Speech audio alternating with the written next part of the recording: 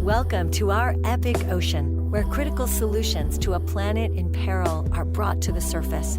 Our epic ocean celebrates all that is epic about the ocean and why it is the planet's most vital resource. And now to our host, Rich German. Welcome to the show, everyone. This is Rich German. David Katz, founder of Plastic Bank, Epic Human Being. Welcome to our Epic Ocean. How are you, brother? Yeah, Rich, I'm amazing. Thank you for the invite. Thank you for being here. Thank you for what you're doing as well. Oh, I appreciate that. So we're going to talk about a lot of different things today. There's so many things I'm excited to talk to David about. And I think I could break it down into 4 P's, actually. The first P is the word passion. I've been a coach in the personal development and business area for over 20 years. And one of the things I've done for a long time is help people really discover and live their passion.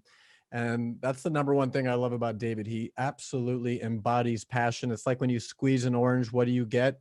You get orange juice because that's what's inside. Well, I'm going to squeeze David here and we're going to get love and passion out of David. No doubt about that. The second P is the word poverty. I'm going to have David share his plastic bank model. And what I love most about it, beyond the fact that they're helping to prevent plastic from going into the ocean, is they're helping people to rise out of poverty. And that is a beautiful thing. The third P is plastic. I'll tell you what, David, I paddleboard every day here in Laguna Beach, California, which is one of the most pristine places on the planet. And I see plastic every single day. And you are going into some of the places on this planet that are just laden with plastic on the streets and waterways, and the fact that you are helping to prevent that plastic from going into the ocean is a beautiful thing. And then the final P is the word partnership. I've had a business for a long time based on collaboration, based on partnership, and Plastic Bank also is all about working together to solve the problems that the ocean and the planet is facing. And speaking of partnership, I'm actually personally excited because we are unleashing something called the Epic Ocean Challenge. And I'm excited that we are partnering with you, David, on this. And the reason we are doing that is to help raise money for you to further your work to help fight poverty and plastic. So David, again, welcome to the show. How are you? Yeah, Rich, amazing. There's a few. Thank you. Beautiful accolade. I'm always humbled by any time someone says something. I receive it powerfully. And it's not poverty necessarily, okay, in the traditional sense, but it's creating a space for people to know that they're not impoverished, that they have the ability to transcend the confine that they believe that they're in. And there's a paradigm inside of that, where many think, well, oh, what you do is you make sure that they have some food and a few things. That doesn't end poverty. What ends poverty is the mind of the soul, so that they themselves see themselves with opportunity and hope. Yes. It's a different conversation. A very different one. We're going to get deeper into that. I want to take you back, though, because I want to dive into how Plastic Bank came about. And I want to start with the ocean itself. When did the ocean first inspire you, and how to this day does it continue to inspire you? My father was a mariner. He was an immigrant, and his first role was in the Israeli Navy, the very, very, very first Israeli Navy ship, and toured much of the world when he was in his late teens. That connection to the ocean stayed with him, and that was the life that I grew up in as well, living on the very west coast of Canada, growing up on an island. No surprise that our family home was across the street from the beach. The time that my father wanted to be himself was on a boat. The more treacherous, the more at home he felt. The journey includes him building a 47-foot sailboat by himself from the hull up, sailing to Mexico and back, predominantly by himself. I had joined him in pieces of that journey.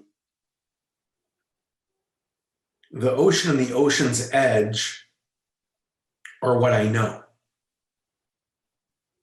Perhaps some of what I do,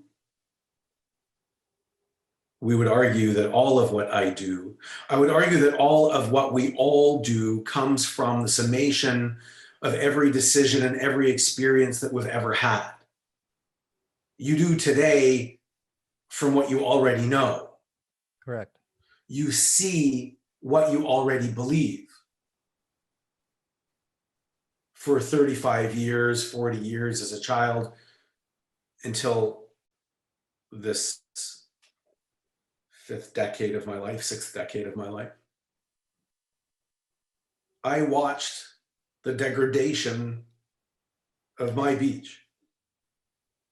And in my experiences and my travels around the world that took me as well to the ocean's edge, because that is where I am from, I as well witnessed the degradation of those shores. It's been in my realm of thinking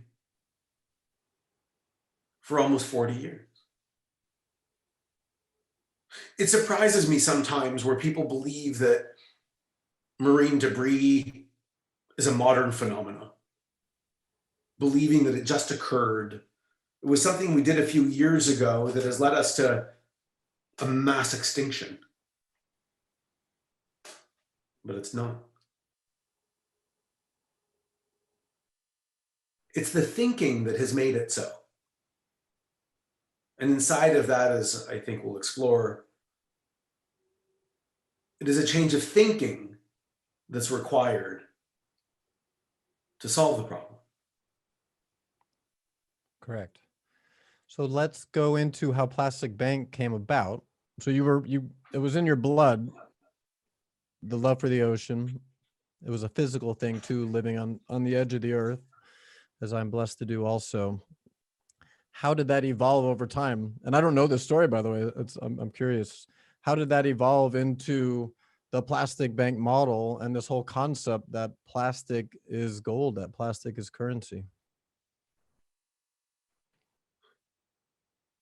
For context, the Plastic Bank is a global chain of stores for the ultra poor, those that make less than $1 a day. Hundreds of millions, a billion plus, that can now use garbage to pay for the things that they need the most. You see the stores offer everything from school tuition and medical insurance and Wi-Fi, cooking fuel, just access to what's needed to provide the space for the individual to see past today, to end poverty. It's a paradigm shift for the world. So ultimately, we've grown a global chain of branches, including hundreds of schools and places of faith and just locations around the world. We're Haiti, Indonesia, Philippines, Brazil. We continue to grow. We're really excited by what's happening in Egypt. We have Cameroon slated as we tackle the Ivory Coast and the west of Africa. Vietnam has taken a little bit of a slowdown as a result of some dealings in communism, which we will persevere through. Thailand, we continue to grow and return mass volumes of material. See, the material we collect is what's called social plastic. So the plastic itself that has been used as money by the world to help end poverty is then repurposed back into packaging again, completely closing the loop. We are a comprehensive circular economy model, not just once, but multiple times. Every time packaging is used, poverty ends, and we're an economic development firm working in the areas that need us the most. How'd you come up with the idea, though? Was it, alchemists. Did you want to figure out, did you want to solve plastic? Did you want to solve poverty? Did it hit you in an aha moment in prayer and meditation? They came together. I wanted to, my origin, the way I be in the world is to help those who can't speak for themselves, to advocate, to protect. Naturally, I naturally want to take pain away. And and in being in the ocean's edge, being aware of it. So, being open to seeing what is occurring in the world, to see the degradation, to see animals dying. One of the great catalysts was the work of Chris Jordan, a photographer from Seattle, who traveled out to Midway Island to photograph the decomposing corpses of albatross chick, the starving foal. It catalyzed me further. So I was looking. I've always been an entrepreneur. I was looking for a solution. I knew something had to happen. I knew that the world wasn't going to stand by and let the ocean die. Something was going to occur. I began searching, or at least it was in my context to look. I attended an event at Singularity University, working on the Global Grand Challenges, and it was there May the 11th, 2013, that I was able to witness Avi Reichenthal, the CEO of a company called 3D Systems, talk about additive manufacturing. And he was exhibiting this brown belt manufactured from a single solid strand of plastic that, with a heated nozzle, changed the form of the single strand of plastic into a belt. When I asked, well, what was the price of the material, Avi? Well, $10. Well, what did it sell for? Well, it's $80. Well, the belt sells for $80, but it was $10 worth of material. And in that very moment, all the hair on the back of my neck stood up. Because I recognized that the only thing that revealed the value of that material, the price of the material, was its shape. And thereby I recognized as well at the very same time that what has people think that plastic is free, worthless, useless, is as well its shape. So perhaps let's not change the shape of the material, but the way we view the material, and that could as well be a catalyst to change. It's no surprise that most of the plastic entering the ocean is coming from areas of poverty. It's not Laguna Beach. It's not using straws in Idaho. Ridiculous. When you live in extreme poverty, when you're in Haiti or somewhere like that, there's no garbage truck. There's no food. And you have the canal, which is just a sewer. And you throw all of your waste in the sewer. And of course, it flows to the ocean. That is predominantly 80% of the material flowing in the ocean is coming from those areas. So if I was going to solve the pain of marine life, I knew that really what was behind it was poverty. The pain of the people. Pain of the people. So we had to solve the pain of the people to solve the pain of the ocean. It's just asking why or how. It's looking deeply. It's investigating. And I think it's important to mention as well, and I think something I like to talk about a lot, is that everything we're doing, everything that the United Nations stands up for in their sustainable development goals, none of it is against the laws of physics. Explain. It is only thinking that's required. Thinking. A new way of thinking can solve it all. Nothing has to be invented. We don't have to bend time. No new way of process or some technology doesn't need to be invented. It's all available. Just the application of it. I'm going to take it further, David. You're obviously a deep thinking person. I've known you for a long time. This is the first time I've had the chance to interview you, by the way. I look at you as not only a deep thinker, but a deep feeler. It's one thing to think. Sure.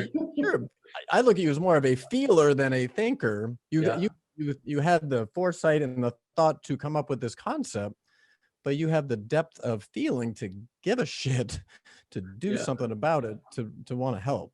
So I don't know. I come from the premise that my feelings lead to my thoughts. If I'm feeling something, that will create my thoughts, which lead to the inspired action. Yeah. That's a rabbit hole. We don't have to go down that rabbit hole as much as Yeah. I just want to acknowledge, to me, I don't think of, oh, David's this deep thinking man, not to insult Yeah. your depth Thank of you. your No. thought, but I look at you as a deep feeling man Yeah. who cares like no one else that I've met when it comes to helping people. Yeah, it's a lot said in all of that.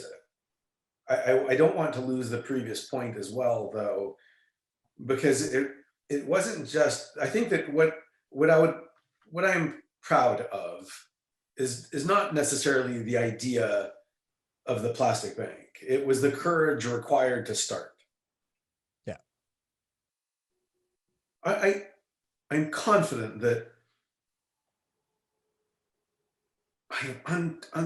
untold riches for the world have been lost because someone was afraid of what someone else may think. What amazing ideas, what ways of being have been available to us. That was actually my next question. So you come up with this idea. Who, if anyone, did you have to convince this was a good idea in order to advance it forward? Everybody. People couldn't conceive of it themselves. What, David, you're going to create a monetary system? You're going to create a global integrated supply chain working in areas of poverty, illiteracy, extreme violence, degradation. You're going to then try to put lipstick on that and engage the biggest brands in the world, the biggest users of the material. You're going to work in areas of extreme corruption, work in logistics to return it authentically, and then simultaneously continue to advocate for family and prohibit the employment of children while building an organization that can facilitate that in a predictive, reliable, process-focused way. A big task. My life's been threatened. We've had collectors murdered. We've had fires, shootings. We've been through it all. In my personal journey to where we are today, I overcame the loss of a child, all kinds of stuff. So I had to keep going. What keeps you going? It's a purposeful life, Reg. It's a purposeful life. It is a rich, remarkable world. I get to participate in it. I look for and experience the untold gifts that are infinite. I win the most in all of this. I get to become the person who gets to do this. And it's just a whole different thing. Indescribable, really. That goes back to the courage that to me, it takes courage to be the person you're supposed to be. Yeah. Where do you get that? It's courage to be vulnerable. I mean, your conversation of who did we have to convince, like that as well. Who did I have to convince? I had to convince self. Yeah. That was the first thing I had to do. I had that May the 11th, that thinking with the idea, the hair on the back of my neck, thinking about what was occurring and, oh my goodness, plastic is money for the world. That could be a solution. And I knew there was life in it. So I had these three thoughts. That was the first thought. Second thought was, who are you to do that? How could you possibly? With what money? How would that work? Impossible. You're not the guy to do that. Ego mind showed up, said no. Conscious mind came third. I had a moment of awakening, not anticipating, looking, knowing that it existed, but it appeared. I received a gift or a blessing. I'm not sure what I received, but I heard in a quiet voice say, David, you don't need to be the person who could do that. You only slowly need to become the person who could. And it was that thinking that set me free. Say that again. That is good. You don't need to be that person today. You need to become that person. Correct. Which means I have my interpretation, but what did that mean to you? Well, every day I could become 1% better. Exactly. And then it's exponential, because when you become 1% better on 101%, you're now 100.101% better. And it continues to grow. And so I get the gift of all of that. And the biggest gift is not what I've had to learn, but what I've had to give up. I think more appropriately. It's not about being anything. It's about stopping being, or stopping thinking that I am a way or something finite. That has really been the unlock of my life. Is that everything that I thought that I was, or thought that I could be, was a finite way of thinking in an infinite universe. And whenever you bring forward what you think you are already finite. Where I get to strive for the infinite. Strive for the exponential.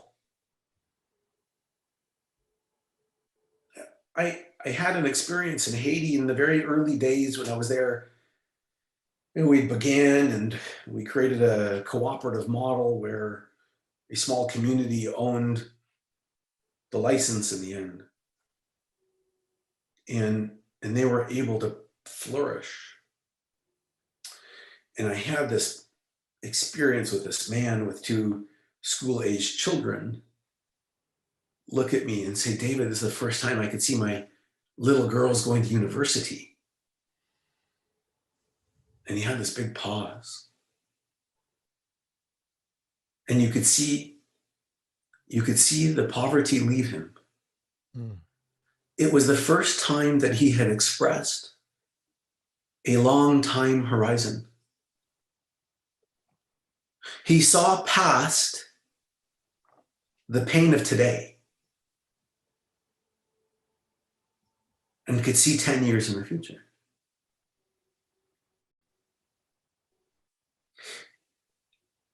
I've used that story because it was so deeply touching and profound. I've always expressed it as witnessing him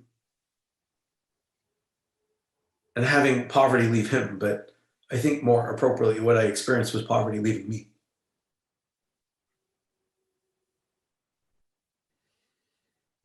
And I was able to see newly. It sounds like it's not technology that's going to, quote unquote, save the world. It's a shift in our thoughts and our mindsets. For sure. Individually. What I'm hearing is you are able to elevate your own level of consciousness. Yeah. And that created a shift in everything around you. It's what's arrived. I didn't know that that's what was occurring. I didn't know that that's what I was doing at the outset, but that 1% better turned out to be an exploration of consciousness. It became an awakening. And that is the realm of my study. It's the realm of my exploration today, is in levels of consciousness, spirituality. Yeah. It's brought me to the Bible. It's brought me to kind of the infinite space of God. It's brought me to everything. I would have never communicated that in the past. Never would have I ever communicated or considered myself to be spiritual or philosophical ever. But now deeply, deeply so. It's been such a remarkable journey, Rich. Like, I can't. I get it all. It's a beautiful thing for me. And my children get to witness it. They see who I get to become. Something they get to emulate. It's a win-win. It's the model itself. It's a virtuous cycle. Everything, everybody wins. Everybody wins. We all win more effectively when the rest of us win more effectively. And for us being ultimately becoming a brand solution, when the consumer wins, then the brand is winning. If the brand is winning, then the ocean is winning because the collector is winning and the plastic is winning. It even becomes new again. Everything is renewed, restored, regenerated. There's no one that doesn't win. That's just a different way of thinking outside of the traditional shareholder first mentality. That's the opposite. It's for me to win, you have to lose. Me against Well, you. I believe with all great intention that perhaps what America is experiencing is the degradation of a philosophy where I need to win, I'm going to win, but others have to lose for me to win.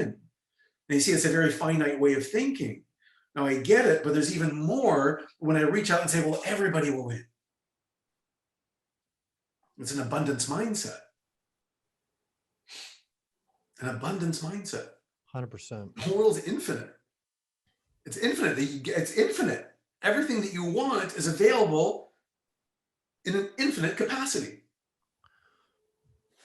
So based on this infinite mindset that you have, tell me, what's your big, sexy dream? If it was as good as it could be, what would you accomplish through your organization? I would just have joy daily. It's the litmus test. In that place, you see the business is there as an instruction, not an obstruction. You see the business, the plastic bank, will be in direct correlation to who I be in the world. My role in the organization is to be the person who brings this to life. What's the impact? Like, I'm assuming you want this to live on long after you are here. Of course, yeah, in perpetuity. Yeah. It should live in perpetuity. I do everything I can to not be a figurehead. It can't be. What happens to SpaceX or Tesla when Musk dies? Is Apple really performing the way that it was when Jobs was around? I don't know. I need to build something for the world, by the world, for the world. Tell me the impact. Tell me the impact you think you can actually make. Because to me, as much focus as there is on plastic, Yeah, kind of seems like the problem is getting worse. yeah, I'm hoping your model and other similar organizations that are yeah. helping on this challenge, I hope that they are making an impact. Me, probably like you, feel like we no longer have the luxury of time. Like, as this problem gets worse, We never did. we need to make changes here. But what is the impact you think can actually be made? I know the question, but I want to answer that the impact can be in the thinking of the people who encounter it. The impact may be untold, immeasurable, if we launch other people who think differently, who find new solutions to things, who find the courage to persevere. See, that's the being of it. That's the thinking of it. I don't believe in copyright, but the right to copy. I want to share it. We need an army of solutions by an army of people.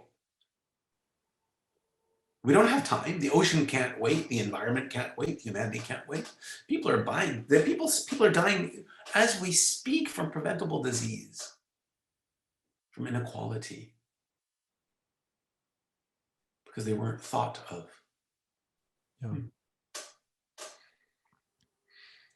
Impact for the plastic bank. We're into the billions of bottles collected, billions. But yet it is just a drop in the bucket. We're just beginning to scale. We're really just beginning. I mean, if we're going to make any impact at all in the ocean, there's around 12 billion kilograms of material entering the ocean every year, roughly a $12 to $24 billion value flowing down the drain. We have to build an organization that is capturing that value plus and then returning it into an economy. If we truly want to make an impact, we have to some element, interrupt virgin plastic production. I'm a big fan of plastic. I think it's just, it'd be irresponsible to eliminate plastic. Sure. Yeah. And so I value it. I want to go and collect it all. And I'm of full recognition that we do not need to make any more. Great, plastic's fantastic, it's valuable. Let's go collect it. Let's reveal it as the valuable material that it is. It's not discardable. We see what occurs when we do. It's not discardable. Okay. So those conversations have to end. So, yeah. And what you said a minute ago, scaling is the issue. Mm-hmm. What do you need to scale what you're doing? What do we need to scale? You know, we need to continue building a sales force. We need to continue to build sales methodology, training.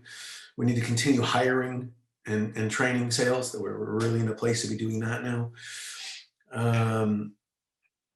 You know, supply chain needs to be built. There's just the business process itself that needs to be built. There's all of those things. We continue to invest in the technology. It's a blockchain-based banking application, because what's inside it, one of the powerful ways that we bring in people into financial inclusion and give them hope and space is that the more often that they transact the material and the higher the quality of the material, the credit rating that they earn is increased. So they earn a credit rating, they earn financial inclusion, and they earn the ability to receive immediate loans without having to apply. The more they collect, the more they're able to borrow against and then repay with plastic. And then there's the gamification, incentivization inside of it. We build out a North American model for that as well, so that you as a consumer would be able to take your recycling, take some value, and then deposit it into the account of the poor around the world. So we have to build and scale and grow and do. You know, more money always throws gas on the fire. It makes things faster. For sure. We're still we're profitable, which is miraculous on its own. We're growing beautifully. We're in the tens of millions in revenue, and still just a drop in the bucket.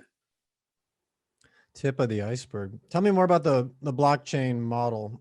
How do you use it? Why do you use it? How'd that come about? It's a complicated topic for most people, including myself. Well, the blockchain's not, it's just a database. It's a database. People think cryptocurrency, blockchain, cryptocurrency, how does that work? Well, what, Bitcoin? It's zero, nothing. The cryptocurrencies use the blockchain for authentication, got it. But the blockchain itself is just a database that has the ability to be distributed so that everybody can have access to it. And the blockchain are just little blocks of data in a chain, so that every block is compared to the other block. So you flag and see differences. So you can then validate the differences. It's very, very simple. For us though, it's really about authenticity. It's about, you know, I use a binary example, zeros and ones. So in something that is not truthful, could we even give that any value? If something is non-truthful, we'd have to give it a zero value. If something is truthful, we don't know what the power is, but let's give it a value of 1. If something is true, it's 1. If it's false, it's 0. If I apply 1,000 units of energy to false, I get 0. If I apply that same energy to true, they get 1,000. I continue to build. It's about the efficiency of it. It's about no loss because it's very small margin. And we have to transfer as much value into the hands of the poor as possible.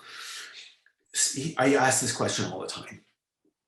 And if anyone's listening or watching, if every piece of packaging that you encountered, didn't matter what it was, bottle, container, was $5 US, how many would you walk past? None. So it has nothing to do with the plastic, it's you. It's us. 0 to do with the plastic. Stop blaming everybody else for your inaction. My God. So we have to do the same thing in the areas we work in. We have to be able to exhibit that packaging and that material having high value. So when they can exchange it for school tuition, like within Haiti, with 100 and some odd schools that we're operating with now, it's been a challenge because of COVID and everything else. This year we should have added a few hundred more. Families can now use the plastic to pay for the school tuition because the government doesn't pay for school, so it's user paid. It's around $20 a month per child. Most can't afford it. 200,000 children currently, or more probably today, are not going to school in Haiti. That's a for sure. Poverty will never end. Illiteracy will never end. How poverty is.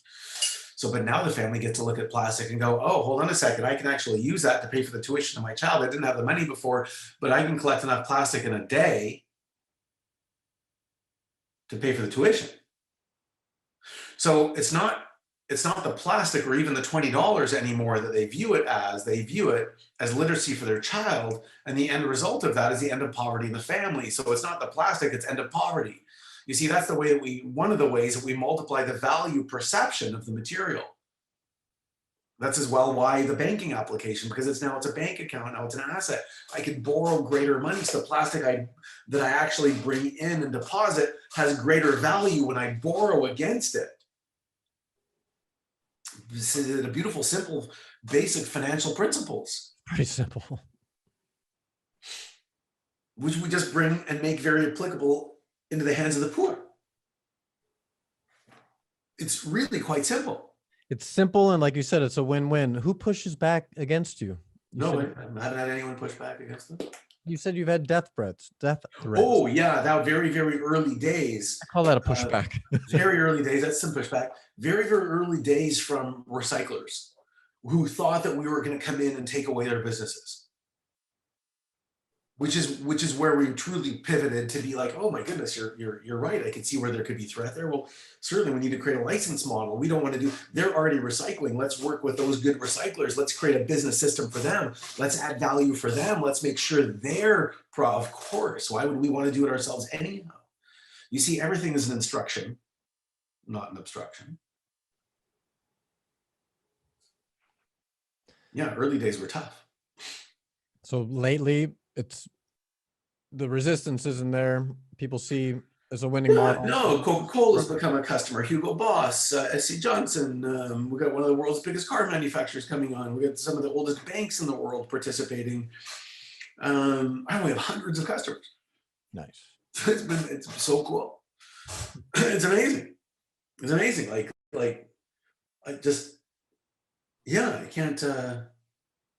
Yeah, there's so much going to occur this year as well. You're going to see us on so much more packaging this year. Social plastic. It's been really profound. I mean, from an idea that I was so terrified over, to see it on the shelves of every store I go into, it's pretty cool. Right? As an entrepreneurial journey, it's really epic. Yeah, what I enjoy about this conversation, we happen to be talking about topics you and I love, the ocean, helping people. But for anyone listening, they might have a completely different passion, and it's everything. It's everything. There's something in it for everything. It's an abundant model. It's an abundant mindset, and it's abundant thinking, which is really the theme I'm trying to lead and leave here. It's just thinking. It's just thinking. It's abundance, thinking of abundance, and that came to me from giving up old self. I mean, it's to die and be born again. It's to die old self, to be born as infinite, as anything, as everything. And what's inspiring to me about this, it's not like, oh, we need to figure out some technology that doesn't exist and it's zero impossible. Totally. It's simple. It is us. It's simple, and yet for many, inventing a new piece of technology would be easier than confronting self. Yeah. To give up some old paradigm that they want to be right over is more difficult for many, because that's vulnerable. That's self, where technology lies out there. Yeah. My hope is that the madness that's occurring in this country in this moment, that as crazy, for lack of a better word, as it is, that we needed to kind of hit rock bottom to open our eyes to what you're saying. like it had to get ugly. Like if everything's just Of course it cruising along, does. right? If my life is just cruising along and everything's fine, the hell am I going to go look in the deep darkness of my soul? I'm not going to do that. I'm going to keep cruising. Like we normally have to, you know, something horrible typically has to happen in life for people to have, unfortunately, a massive awakening. And I think hopefully as a society, that might be what's occurring. That at least the optimist in me wants to believe that. No, I believe that. And I believe that with COVID as well, in combination to all of that. Oh, just I think it's everything. just a beautiful, perfect storm. I think it's remarkable. And I remind you as well that we don't need all of society to be that today. We just need a handful of leaders that are born today that are inspired to go make change. That's a great We point. need the next leaders for the next generation are being forged today. I guess I go under the assumption anyone that would be attracted to this kind of conversation is that leader, someone who wants to be that leader, but maybe is lacking the, in their mind, at least the know-how, or needs a little boost and the courage, like you mentioned. Because to me, that was the big shift. Yes, you had your awakening, but there was a courage. You somehow summoned the courage to act upon the simple idea. Yeah, that's what I had courage. Yeah. I had courage. Turns out the courage was forged from persevering my childhood and persevering my life, persevering entrepreneurship. I had been practiced at courage. And loss. Yeah. Yeah, beautiful practice for an abundant, beautiful, infinite life. Let's shift a little bit. You and I, in one of our past conversations, we were talking about the difference between sustainability and regeneration. I think it was you who said, I'll just ask as a question, should we be dropping the word sustainability and talking more? Yeah, it's ridiculous. We're beyond the point of sustainability. Look at the damage that's occurred to the environment. What happened? Truly, like, let's think, oh, I'll be sustainable. I won't do any more damage. Oh, okay. And what?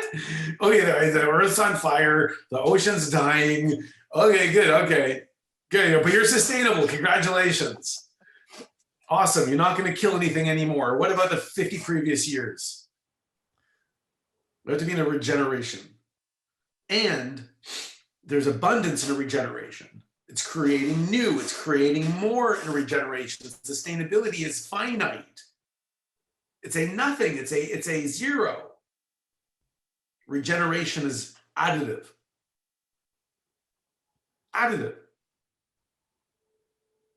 Shareholder return is a sustainable model. The world is asking us for more. Plus, I want to regenerate the human. How do I regenerate the individual person? I want to regenerate you. I want to regenerate the plastic. I want to regenerate the earth. I want to regenerate the ocean. The ocean should be more abundant. Well, untold riches lying in the ocean of which we disregard. There's so much more for the world. For sure. 100%. And like you said earlier, the people that you're working with in impoverished areas, they're not thinking this way. They're just trying to put food on their table, feed their kids, educate themselves and their kids. So the work that you're doing is uplifting them. And then it's our own work. It kind of leads to the question of, like, okay, to me, the purpose of this conversation, the purpose of this podcast is twofold. One, to show people the work of people like you, to create a platform for people that are committed and focused to solutions to the challenges the ocean faces. And then the other side of that, if not more important, is I want to help empower our listeners. The people watching us right now, I'm going to assume they already love the ocean. They love that maybe they were attracted to me because of my passion for the dolphins and whales, and who doesn't love dolphins and whales? So, but they're frustrated because they see, the world on fire and they don't know what to do. They're frustrated. They're concerned about themselves. They're concerned about their children. They're concerned about the future. They're overwhelmed. They don't know where to start. They're overwhelmed and don't know where to start. So that's my question. Talk to the person watching right now. What can they do to make a difference in their own life? They don't know where to start, where what they need to do is start on self. That is a self-limiting belief. I can't do it. I don't know where to start. That is a condition that has been taught to you. That is something that you've learned. That you may fail. It may be finite. You might not be able to do that. I don't know where to start. I don't know where to start where I might be able to have success. I don't know where I might be able to start where I don't have failures. Or I could start, but I'm not good enough. Who am I to do? Et cetera, et cetera. Insert excuse. I'm not worthy. Yeah. Exactly. So it's much more about stopping than starting. It's about, for me, it's been stopping to carry all of the burdens of my past, all of the conditions, all of the limits of my life, all of the things that I thought were due to me and not due to me. Finite ways of thinking. One way of thinking is finite. Anything is about, I can do anything and everything. What can't I do? I can learn, I can do anything. I have a phone that has the knowledge of mankind in it. That's right. What can't I learn? What can't you become? If you wanted to become a neurosurgeon and you dedicated yourself to it today, God, it will take some time. Could you do it? I don't really want to, but yes. Okay, great. For sure. You know what? That's a whole different conversation. Yeah, that's right. But you could. Yes. Of course you could. There's nothing that you can't do. And so, I commend the spirit of the conversation. I commend the new thinking, and let it be a place of new thinking for people. So they come and they're open, and because what the world needs are people who are alive. It needs you to be alive in the world, creative in the world. The world needs more leaders. And a leader is just that person courageous enough to act. It's the courageous action of those that lead. So it's not necessarily a becoming as much as a shedding of old beliefs. Shedding of old belief. Old Yep. paradigms. Yep. Preventing you from being who you already are. Totally esoteric, totally nebulous for most people, but totally true. And I would have expected nothing less from you. But it is so powerful. It's so true. There's layers inside of that thinking, but when you you get to this place, I get such a beautiful relationship where I get this place of confrontation of oh, what? Oh, I get angry and I'm like, oh, it's her. I'm like, oh, hold on a second. She's just so good. Hold on a second. This is what's like, oh yeah, you're going crazy. I'm gonna be over here. And I get to go, oh, hold on a second. I'm like, oh, all that meaning that I was placing on it and everything. I'm like, oh, okay, let me put it down. Hold on a second. And then I get to kind of blossom through it. And, someone that holds a space for you is a real powerful thing, right? Yeah. So, yeah, every day is a way and a learning of putting things down, and that becomes exponential as well. Recognizing what I think to be true. It's everything, it's anything. It could be anything. I don't know. Is it this way? Is it that way? I don't know. It's nothing.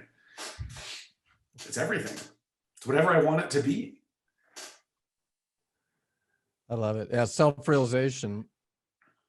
It's realizing what already is. It's not discovering something new. New. It already is. Right. So it's surrendering. That's called, I guess. You get to surrender all the time. Oh, what? Surrender. And then I get to think creatively, oh, what else is available? Oh, if you could dream of anything, knowing that you would never be able to fail, what would you dream of? What would you dream? What would you do if you knew it was possible? If you knew that it was successful, if there was no risk, what would you dream of? Okay.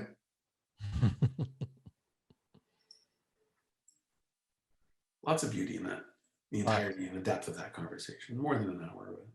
Yeah. If I was to leave anything with anyone, it would be just that conversation. Always is. It's just a becoming or ending of who you think you are so that you can unleash the absolute infinite, unlimited creator that we all are. We are all the creator, creating. Yeah. And we're also the destroyer. It's a creation as well. Yeah. You're just choosing, you're not, maybe not powerfully choosing.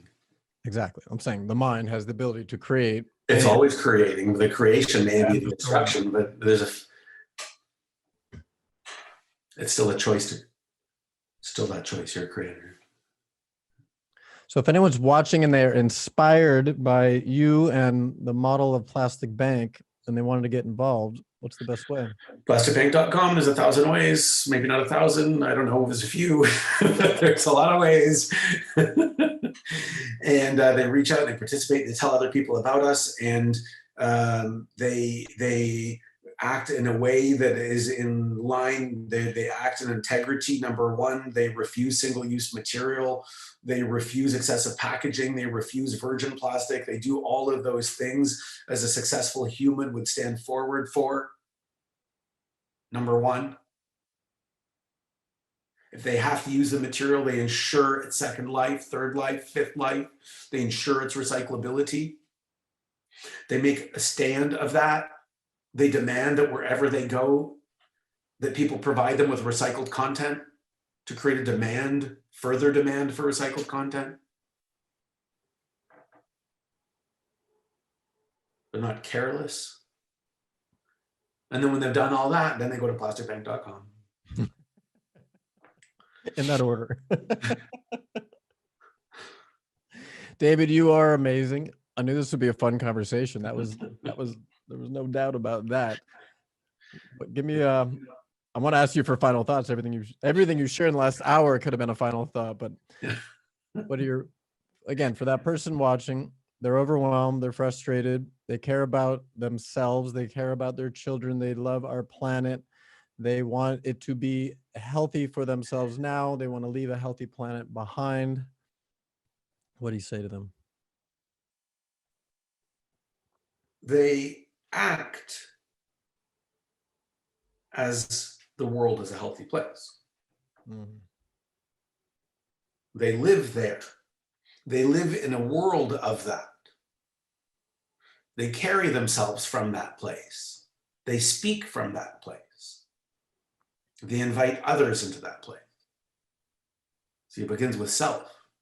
We become the creator. We are the creator. And when we live into the creation, we speak from the creation, we invite others into that creation, is way more likely to exist. You don't have to do anything other than just speak from its existence. Act as if. Act as if. Beautiful. David, we'll share some links for sure of Plastic Bank, maybe to your TED Talk, which is super inspiring.